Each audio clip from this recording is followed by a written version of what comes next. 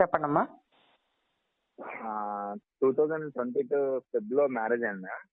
2022. Okay. Feb 1 year అవుతుందమ్మా. Okay. 1 year complete. Ma'am marriage అయినప్పటి నుంచి ఐఎమ్ ఫేసింగ్, నాకు చాలా ప్రాబ్లమ్స్ ఫేస్ చేస్తున్నాను నేను తనతో. మీరు ఏం చదువుకున్నారమ్మా? నేను ఆర్కిటెక్ట్ మ్యామ్. ఆర్కిటెక్ట్. ఆ అమ్మాయి కూడా జాబ్ హోల్డరేనా? అమ్మాయి MBA కంప్లీట్ చేసింది ma'am, finance HR. Okay okay. Job చేస్తుందా? జాబ్ చేయలేదు మ్యామ్, చేయట్లేదు. బట్ ఎడ్యుకేషన్ అయితే ఉంది. ఎడ్యుకేషన్ మ్యామ్ HR చేసింది. ఓకే. కట్నం ఏమన్నా తీసుకున్నారా మీరు? అంటే ఇచ్చారు కానీ మా పేరు మీద రాయించుకోలేదు మ్యామ్, వాళ్ళ దగ్గర ఉన్నంత. అదే ఏదైనా కానీ ఆడపిల్లకే అన్నారు, వాళ్ళ పేరుతోనే ఉంది. ఏమి ఇంకా ఇవ్వలేదు మ్యామ్ అసలు. బై హ్యాండ్ గా మీరు మీ పేరుతో మార్చడం కానీ మీరు చేతితో తీసుకోవడం కానీ ఏమీ చేయలేదు? ఏమీ చేయలేదు మ్యామ్ అసలు. ఓకే, చెప్పండి. అదే మ్యామ్ ఫస్ట్ డే నుంచి లైక్ తను ఎలా బిహేవియర్ అంటే ఇల్లరికం వచ్చేయాలి మీరు. మీకు ఎంతమంది అమ్మా అమ్మకి? నేను ఒక్కనే మ్యామ్, నేను మా సిస్టర్, నా సిస్టర్ మ్యారేజ్ అయిపోయింది మ్యామ్. ఓకే, మీరు ఒక్కళ్ళే? నేను ఒక్కనే మ్యామ్. ఓకే. మా పేరెంట్స్ లైక్ మా డాడీ కూడా లైక్ లారీ మ్యామ్ డ్యూటీకి వెళ్ళి వస్తుంటారు 10 days ఒకసారి. ఓకే. చిన్నప్పటి నుంచి మా మదర్ దగ్గర నుండి కష్టపడి పెంచారు. అవును, ఎన్ని సంవత్సరాలు కష్టపడ్డారు. ఇప్పుడు వాళ్ళకి ఏదన్నా గిఫ్ట్ గా వాళ్ళ దగ్గర ఉండి మంచి చెడు చూసుకుందాం అనేటప్పటికి ఈ ఆడపిల్లలు ఇల్లరికాలంటూ మనల్ని ఇబ్బంది పెడుతూ, తల్లిదండ్రులని హింసపెట్టు, తప్పుడు మాటలు అంటూ, తప్పుడు కేసులు వేస్తూ, దీనివల్ల వాళ్ళు లారీకి వెళ్ళిన వాళ్ళు వెనక్కి వస్తారా లేదో అని కూడా తెలియకపోయినా వాళ్ళు వెళ్ళి ఒక ఆడపిల్లని, ఒక మగ పిల్లోని చక్కగా చదివించుకున్నారు, మంచి సంబంధాలు ఇచ్చి పెళ్లి చేశారు. కానీ ఈ రోజు వాళ్ళ రూపాయి తినే అవకాశం లేదు, వాళ్ళ దగ్గర ఉండే అవకాశము లేదు. అంతేనా? అదే ఏమంటారంటే తనకి ఒకటే కూతురు వాళ్ళు. నేను ఎక్కడ ఉంటే అక్కడే ఉండాలి, ఆ ఇంటికి నేను రాను. అందుకు ఇష్టమైన అనాథలు ఉంటారు చాలా మంది. తల్లిదండ్రులు లేని వాళ్ళు, కుటుంబం లేని వాళ్ళు, వాళ్ళకు ఒక జీవితాన్ని ఇచ్చినట్టు అవుతుంది ఇలాంటి కుటుంబంలోకి తెచ్చుకుంటే. అలాంటి పనులు చేయరు. తల్లిదండ్రులు ఉన్న పిల్లల్ని తీసుకొని వెళ్ళి ఇలాగా ఆ ఇల్లరికం వచ్చేసేయండి అని ఇబ్బంది పెడతారు. అలాంటి వాళ్ళని వీళ్ళు చేసుకోరు. ఇప్పుడు నిజంగా ఆవిడ మనసులో ఆ ఇంటెన్షన్ ఉంటే పెళ్లికి ముందు నీకు చెప్పుంటే, ఒకవేళ నీకు ఆవిడంటే అంత ఇష్టం ఉన్నా, నీ తల్లిదండ్రులు వెళ్ళు ఏం పర్లేదన్నా, అందుకు ఇష్టమైతే వెళ్ళొచ్చు. మనకి ఇష్టం లేకుండా మన తల్లిదండ్రుల నుంచి బిడ్డని, అది పసిబిడ్డ అయినా కానీ, పాలు తాగే బిడ్డ అయినా కానీ, చదువుకున్నోడైనా కానీ, పెళ్ళైన వాడైనా కానీ, తల్లిదండ్రుల నుంచి బిడ్డని దూరం చేయడం అది తప్పు అంతే. అందుకనే సుప్రీంకోర్టు ఇచ్చిన జడ్జిమెంట్, ఉమ్మడి కుటుంబం నుంచి తల్లిదండ్రుల నుంచి బిడ్డని వేరు చేస్తూ వేరే కాపురం పెట్టమంటే అది ఎవిడెంటరీ అన్నమాట. అది ఒక గ్రౌండ్ ఫర్ డైవర్స్. డైవర్స్ కి అదొక గ్రౌండ్. ఆ కారణంతో కూడా విడాకులు ఇచ్చేయచ్చు అనేది ఒకటి నిర్ధారించింది. ఇక్కడ మ్యామ్ ప్రాబ్లం ఏమైందంటే, మ్యారేజ్ అయిన 1 month కి తను కన్సీవ్ అయింది మ్యామ్. ఓకే. సో ఈ 1 year లో పాప కూడా పుట్టింది మ్యామ్. తను ఏమంటుందంటే ఆ పాపని అడ్డు పెట్టేసుకొని ఇక్కడికి రావాలి. ఒక 20 days minimum, around 15 to 20 days ఉంది మ్యామ్ ఈ 1 year లో మా ఇంట్లో. మా మదర్ చాలా బాగా చూసుకున్నారు, కానీ ఫాల్స్ ఎలిగేషన్స్ చేయడం, కేవలం ఈ వేరు కాపురం అనే కాన్సెప్ట్ తో, లేదా ఇల్లరికం అనే కాన్సెప్ట్ తో, బయటకు తెచ్చేయాలి అనే కాన్సెప్ట్ తో ఫాల్స్ ఎలిగేషన్స్ చేయడం, నన్ను సరిగ్గా చూడలేదని ఇంకా టూ మచ్ గా మాట్లాడుతుంది మ్యామ్ ఆవిడ. ఏదో ఒక కారణంతో వాళ్ళు గొడవ పెట్టుకుంటారు. అది కొత్తిమీరక, కరేపాక, మంచినీళ్ళ వాటర్ బాటిల్ కా, తలుపు తీయలేదన్నా, ఏదో ఒక కారణం. ఇది ఎందుకు గొడవ అవుతుందో అర్థం కాక మగవాళ్ళు జుట్లు బిక్కుంటారు. చిన్న కారణం కదా అనేసి. చెప్పాలంటే మ్యామ్ తన ఎంత వల్గారిటీ, అంత చదువుకొని కూడా ఎంత వల్గారిటీగా మాట్లాడుతుందంటే, నేను ఓన్లీ 3 to 4 times ఫిజికల్ గా తనతో ఉన్నాను అని చెప్పి బయట మాట్లాడుతూ, మేము చాలా డీసెంట్ గా పెరిగిన ఫ్యామిలీ మేము మగపిల్లలు మేమే మాట్లాడలేము అలాగా. అంటే ఏమంటే మగపిల్లోడు ఏమన్నా శక్తిమానా, లేకపోతే వాడి ఓపిక ఎంత వరకు ఉంటది, వాడి పరిధి ఎంత వరకు ఉంటది, కుటుంబంలో అన్ని చూసుకోవాలా, లేకపోతే ఏమైనా ఒక్కడితోనే అదే పనిలో ఉండాలా, ఎందుకంత ఇండీసెంట్ గా బిహేవ్ చేస్తున్నారు? ఆడపిల్లలు కనీసం నోరు తెరిచి మాట్లాడకూడని మాటల్ని మగవాళ్ల ముందు, కుటుంబాల ముందు, పంచాయతీల ముందు, అసలు వాడు పనికిరాడని, వాడు సరిగా పని చేయలేడని, వాడు రోజుకి 2 సార్లు చేస్తాడు, 3 సార్లు చేస్తారు. ఇది జడ్జి గారి ముందు యాజ్ అన్ అడ్వకేట్ గా మేము చెప్పాలంటేనే, may please kindly see the page number 7 lordship, that allegations will be happening lordship అంటాం. ఆ ఎలిగేషన్స్ ఇలా జరిగినాయి అంటండి, దయచేసి పేజ్ నెంబర్ 7లో చూడండి సార్, అవి రాసింది ఆవిడ అని చెప్తాం. దయచేసి హైకోర్టులో జిల్లా కోర్టులో కూడా దాని గురించి వ్యక్తపరచాలంటే కొంచెం షేమ్ గా ఫీల్ అవుతాం ఇంతమంది ముందు అని. సమస్య మాది కాదు, వాడెవరిదో చెప్పొచ్చు 2 నిమిషాలు, కానీ సిగ్గు బిడియం అనేది ఉంటది కాబట్టి యాజ్ అ లేడీ అడ్వకేట్ అవన్నీ చెప్పలేము కొన్ని విషయాలు. కానీ వీళ్ళేంటో మరి వాళ్ళ కుటుంబాలు ఎలా పెంచారో, మరి అంత చదువుకున్న విజ్ఞత వినయ ఏమైపోయిందో. అసలు ఒక మగవాడిని అయితే కాపురం చేసి 2 నెలలు 3 నెలలుండి వాడు కాపురానికి పనికిరాడని నింద వేస్తే, వాడు 1 వారం భరించి 2 వారాలు భరించి 3వ వారం వైజాగ్ మెంటల్ హాస్పిటల్ అడ్మిట్ అయిపోయాడు. అతను IIT Kharagpur student. Kharagpur student నెలకి 4 లక్షలు 3 లక్షలు వచ్చే జీతగాడిని 3 నెలలు కాపురం చేసి ఇద్దరు కలిసి ఉండి, వీడు అసలు ఏ రోజు నన్ను తాకలేదు, వీడు అసలు పనికిరాడు, వీడు అలాంటి వాడు, వీడికి అది ఇది అని అబ్బా వల్గర్ డైలాగ్స్ తో వాడు పిచ్చోడు అయిపోయాడు. వాడు అంటాడు కనిపించిన వాడికల్లా జరిగింది జరిగింది ఇంకోటి అని. వాడు కూడా అలా మాట్లాడేస్తున్నాడు. ఏం మాట్లాడుతున్నాడు వాడికే తెలియకుండా. అంటే ఎలా తీసుకెళ్ళిపోతారంటే చాలా దారుణంగా వీళ్ళకన్నా పిచ్చి రావాలి, వీళ్ళు మనల్నన్నా వేరే కాపురం పెట్టే వరకు ఆ ఇన్సిడెంట్ జరగాలి. అప్పుడు తల్లిదండ్రులు ఏమంటారు, ఏంటి గోల, వేరే కాపురం పెట్టుకోండి, ఈ తలకాయ నొప్పి ఏంటి మాకు, ఈ వయసులో ప్రశాంతంగా ఉండనివ్వకుండా, అమ్మాయికి వేరే కాపురం ఇష్టం ఉన్నప్పుడు పెట్టేయండి. లేకపోతే చిన్న చితక విషయానికి గొడవ పెట్టుకొని నాన్నగారిని ఇబ్బంది పెట్టడం, మా ఆరోగ్యాలు బాగలేదయ్యా, మీకు మీరు బాగుండండి, వేరే వెళ్ళిపోండి అని తల్లిదండ్రులు చెప్పడం. ఇదే జరుగుతున్న పర్వం. అవునండి. ఇప్పుడు రిలేటివ్స్ లో కూడా అంత తనకు ఇంకా ఫాల్స్ ఎలిగేషన్స్ చేయడానికి, తను డ్రింకర్ అనో స్మోకర్ అనో లేదా కొడతాడనో ఎవరు అవి చెప్పినా నమ్మరు మ్యామ్. అందరికి తెలుసు ఈ సరౌండింగ్స్ లో అంత బ్యాడ్ గా. అందుకనే 4 గోడల మధ్య జరిగే విషయాన్ని పబ్లిసిటీ చేస్తుంది. అది ఎవరికి తెలియదు, ఎవరు చూడరు కాబట్టి. బయట జరిగే ప్రతిదీ తెలుసు. వాడు తాగడు, వాడు కొట్టడు, వాడు తిట్టడు, వాడు అసభ్యంగా మాట్లాడు, వాళ్ళ ఫ్యామిలీ వేరు, వాళ్ళ నాన్నగారు 10 రోజులు ఇంట్లో లేనప్పుడు ఎంత జాగ్రత్తగా ఆ తల్లి బిడ్డల్ని సాక్కుంటా వచ్చింది, ఈ రోజు వాళ్ళ మీద నిందలేస్తుందా అంటారని వాళ్ళు తెలివిగా 4 గోడల మధ్య జరిగినాయి అని చెప్తారు. దానికి మనం ఏం చూసాం, మనం చూడలేదు కదా, ఏమో పాడులే, ఆడపిల్ల చెప్తున్న మాటలే అని జనాలు నమ్మడానికి నమ్మేలాగా వీళ్ళు చేస్తారు. మెయిన్ జెండర్ కార్డ్ యూజ్ చేస్తున్నారు మ్యామ్, అన్నిటికీ ఫీమేల్ కార్డ్ యూజ్ చేసి అట్లా మాట్లాడుతుంటాను. దీనికి అసలు మాకు ఏం స్టెప్ తీసుకోవాలో తెలియట్లేదు మ్యామ్. ఎలా దీనంతా స్టాప్ చేయాలి? నా మ్యారేజ్ కు ముందు మ్యామ్ మమ్మీ చాలా హెల్తీగా ఉండేవాళ్ళు మ్యామ్. ఇప్పుడు తన వల్ల ఇదే ఆలోచించి రోజు తన హెల్త్ ఫాల్ అయిపోయింది. మా డాడీ హెల్తీగా లేరు, చాలా డిప్రెస్ అయిపోయింది. ఈ పిల్ల చేసే ఎలిగేషన్స్ డీల్ చేయాలి, అసలు మాకు అర్థం కావట్లేదు మ్యామ్. అది ఏంటంటే అమ్మా, ఇది వాళ్ళు మెంటల్ గా మనల్ని ఇబ్బంది పెట్టడం కోసమే ఈ వర్డింగ్ యూజ్ చేస్తారు. అవతల వాడు బాధపడాలి, వాడిని బాధ పెట్టాలి. అదే నువ్వు నిజంగా ఒక డ్రింకర్ అనుకోరా, నిన్ను ఒక్క మాట అన్నా నువ్వు దులిపేసుకుంటావు. నీ కుటుంబానికి నువ్వు వేరుగా ఉన్నావు అనుకో, ఈ అమ్మాయికి నీకు మధ్య జరిగిన గొడవలు వాళ్ళకి తెలియకపోవచ్చు. కానీ ఇక్కడ ఏమవుతుందంటే ఉమ్మడిగా ఉంటున్నప్పుడు నేను వాడిని తిట్టాలా, అది వీళ్ళు చూడాలా, అడ్డం వచ్చినప్పుడు వీళ్ళని బూతులు తిట్టాలా, లేకపోతే నువ్వు పనికిరావరా, మీ నాన్న పిలిపించరా, మీ అమ్మ దగ్గర పడుకోరా, ఈ మాటలు, ఈ మీ అక్క లాగరా, మీ చెల్లి లాగరా, ఈ వల్గర్ వర్డ్స్ లో ఏంటి ఈ కుటుంబం, చూస్తే ఏమనుకుంటారు, పరువు పోతుంది, ఇలాంటి తప్పు చేసామేంటి, వీడి పెళ్లి చేసి ఇప్పుడు ఆ బిడ్డ పుట్టింది, బిడ్డ మన మనవరాలు, మరి మనకి చూసుకోవాలనిపించింది, ఆ బిడ్డ కావాలంటే అంటే నీ బిడ్డ కావాలంటే ఆవిడ బిడ్డను పంపించేయాల్సిందే, మనవరాలు కావాలంటే కొడుకుని ఆమెకు అప్పచెప్పాల్సిందే, ఏది చూడడానికి. ఇప్పుడు ఒకటి సమస్యను ఎలా వదిలించుకోవాలనేది ఒక టాస్క్ అయితే, బిడ్డను చూడాలన్న ప్రేమ, బిడ్డని కావాలనుకున్న తపన, బిడ్డ కోసం వదులుకోలేనటువంటి దౌర్భాగ్య పరిస్థితి, ఇది ఇంకా టఫ్ అన్నమాట. సో ఇప్పుడు బిడ్డను మీకు చూపించట్లేదా, తన దగ్గరే ఉందా? తన దగ్గరే ఉంది. తను ఇక్కడ వచ్చి చిన్న విషయానికి ఇంట్లో గొడవ పెట్టుకొని మమ్మీకి పాపనివ్వకుండా తీసుకొని వెళ్ళిపోయి ఇంకా తను మళ్ళీ రాలేదు. అదేమంటే పెద్దవాళ్ళని మధ్యవర్తుల్ని పంపి వేరు కాపురం అయితే వస్తాను, వాళ్ళ అమ్మ వాళ్ళ ఇంట్లో నేను అడుగు పెట్టను.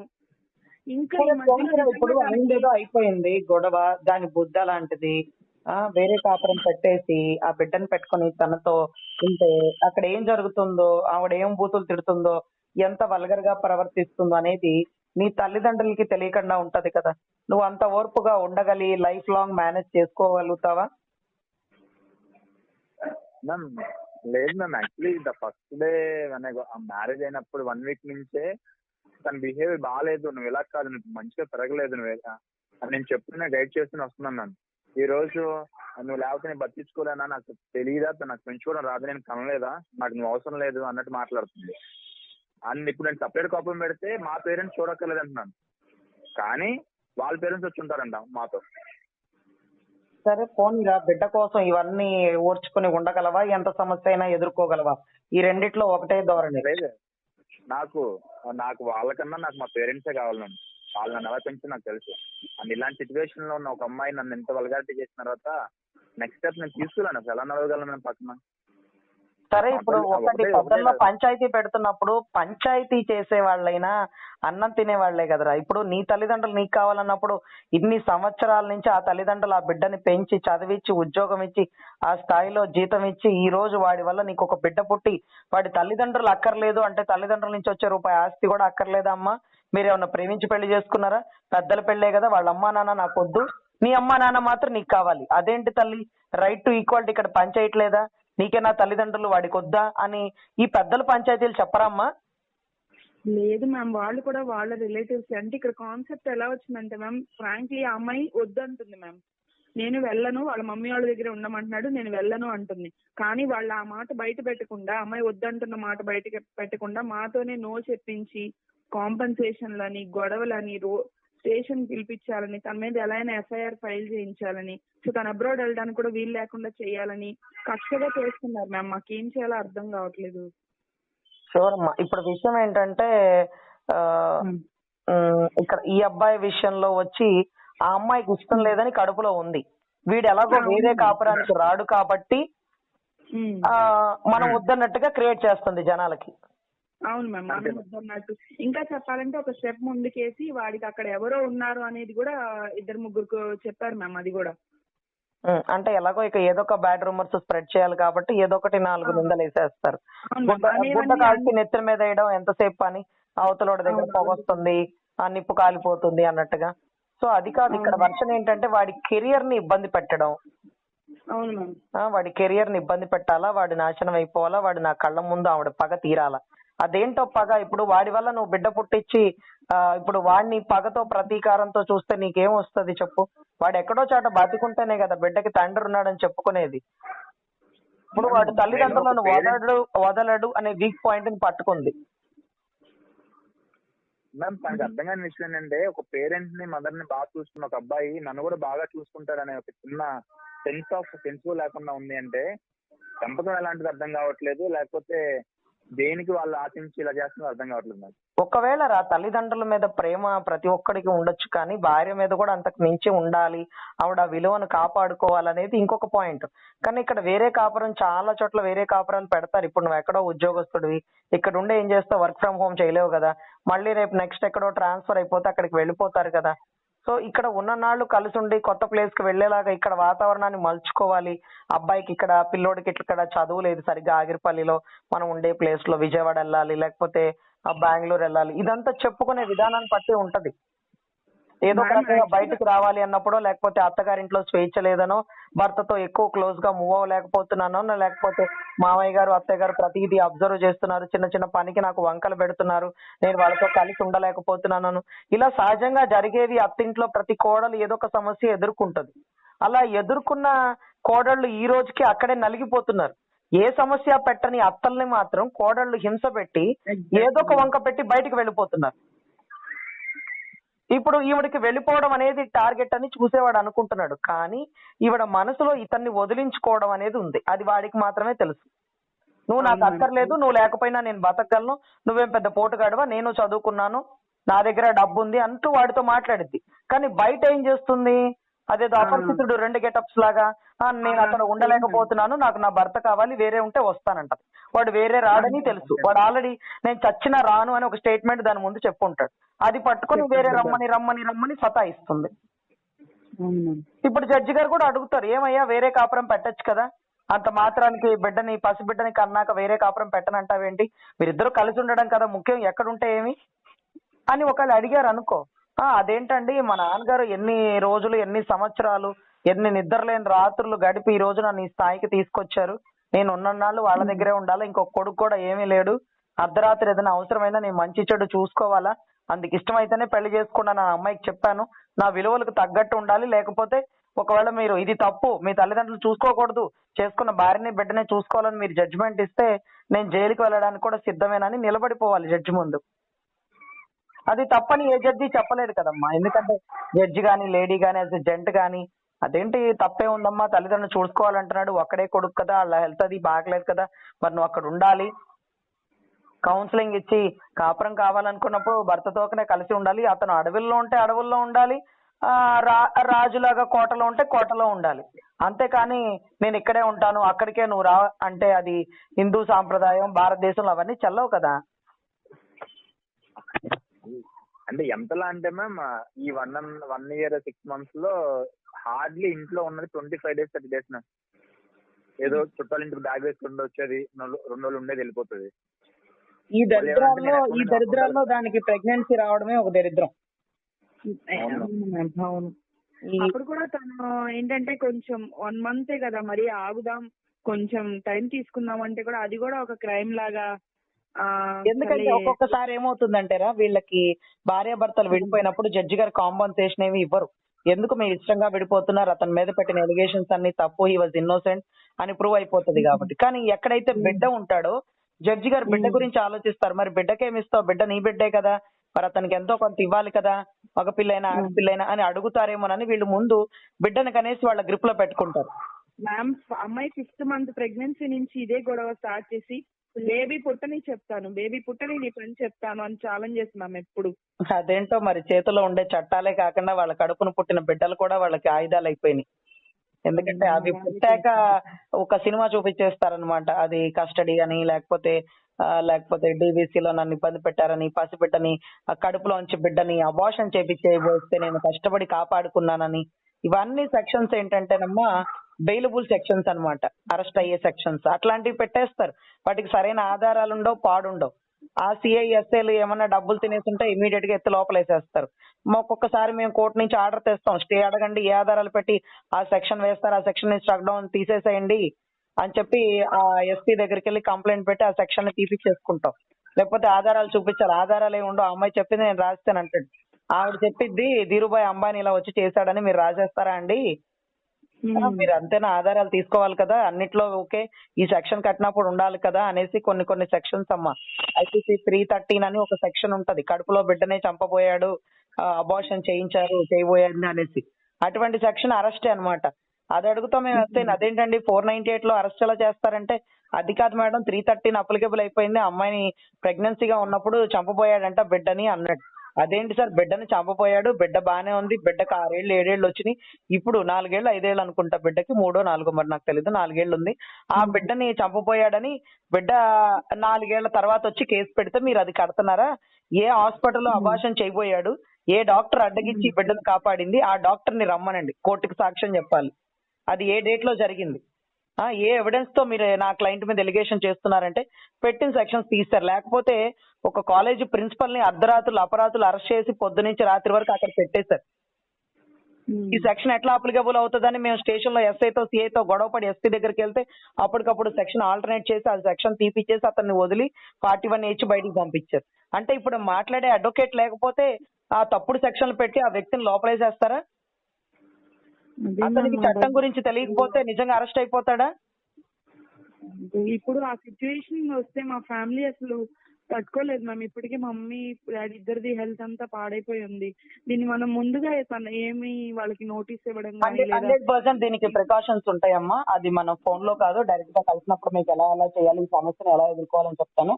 అదే రకంగా ముందు మీకంటే ముఖ్యంగా మీ తల్లిదండ్రులతో నేను మాట్లాడతాను. దీంట్లో ఏ భయం లేదండి, మీ అబ్బాయి మీద ఈగ కూడా వాళ్ళదు, నేను చూసుకుంటాను. అరెస్ట్ అనేది జరగదు, అరెస్ట్ జరిగితే సరదాగా తీసుకోండి. అదేంటది సంతకం పెట్టి 41H పంపించడమే, ఏ నాన్ బెయిలబుల్ అఫెన్స్ కట్టరు. ఏది జరిగినా మనం కోర్టులో ఎదుర్కోవచ్చు. మీరు కోర్టు మెట్లు ఎక్కకుండా హైకోర్టు నుంచి క్వాష్ పిటిషన్ తీసుకొచ్చి నేను మిమ్మల్ని సేవ్ చేస్తా. మీరు హెల్త్ రికవరీ అవుతూ మీ బిడ్డకి ధైర్యాన్ని చెప్పండి, అంతవరకు చాలు. అంతేకాని అంత తెలియదు కదా పోలీస్ స్టేషన్ కోర్టు అంటే, భయపడిపోతారు.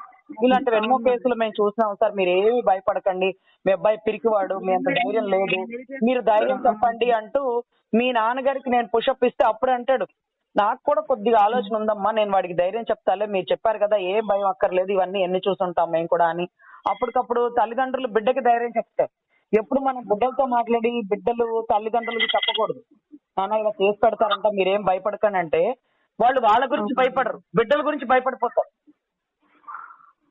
ముఖ్యంగా స్టేషన్ ముందు రావాలి, కౌన్సిలింగ్ అంటారు, స్టేషన్ కి 4 సార్లు పిలిపిస్తుంటారు.